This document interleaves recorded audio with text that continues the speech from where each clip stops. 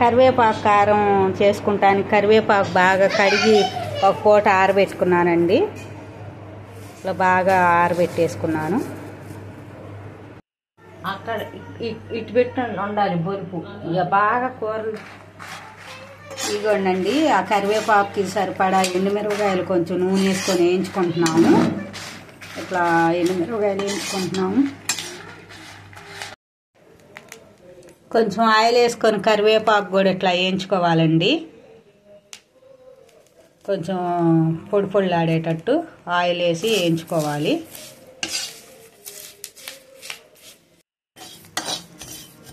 కరివేపాకు కారానికి ఇట్లా ధనియాలు జీలకర్ర వేసి కొంచెం ఆయిల్ వేసి వేయించుకుంటున్నామండి. కొంచెం వేడి చేసుకుంటున్నాము. మొన్న మామిడి కారం కూడా కొట్టామండి, బాగా కుదిరింది. ఈసారి అది కూడా వీడియో అప్లోడ్ చేస్తాను. కరివేపాకు కారం కరివేపాకు తింటే కళ్ళకి చాలా మంచిదండి, జుట్టుకు కూడా చాలా మంచిది. రోజుకి ఒక ముద్దలో కొంచెం నెయ్యి వేసుకొని వేడి వేడి అన్నంలో కరివేపాకు కారం పెట్టుకొని తింటే కమ్మగా ఉంటుంది. వేయించుకున్న ఎండుమిరపకాయలు, వేయించుకున్న కరివేపాకు, వేయించుకున్న జీలకర్ర, ధనియాలు, తగినంత ఉప్పు వేసుకొని మిక్సీ పెట్టుకుంటున్నామండి. ఇట్లా జార్లోనే, రోట్లో తొక్కట్లేదు, జార్లోనే మిక్సీ పట్టుకుంటున్నాము.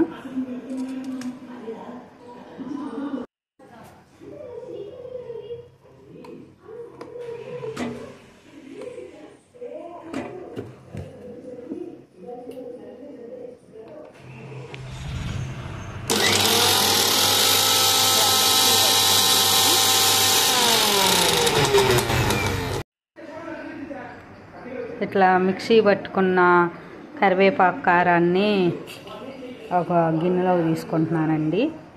గిన్నెలోకి తీసుకొని ఒక వెల్లుల్లిపాయ తీసుకున్నాను.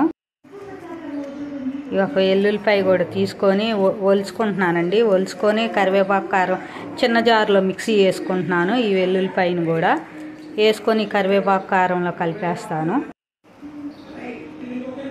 ఇదిగోనండి, వెల్లుల్లిపాయ పేస్ట్ కూడా కొంచెం యాడ్ చేసుకున్నాను. కరివేపాకు కారంలో యాడ్ చేసుకొని కలిపేసుకుంటున్నాను. అది వెల్లుల్లిపాయ మాత్రం వేరేగా చిన్న జార్లో సపరేట్గా వేసుకున్నానండి. వేసుకొని ఈ కారంలో మిక్సీ చేసిన కారంలో కలిపేసుకున్నాను. మన కరివేపాకు కారం రెడీ.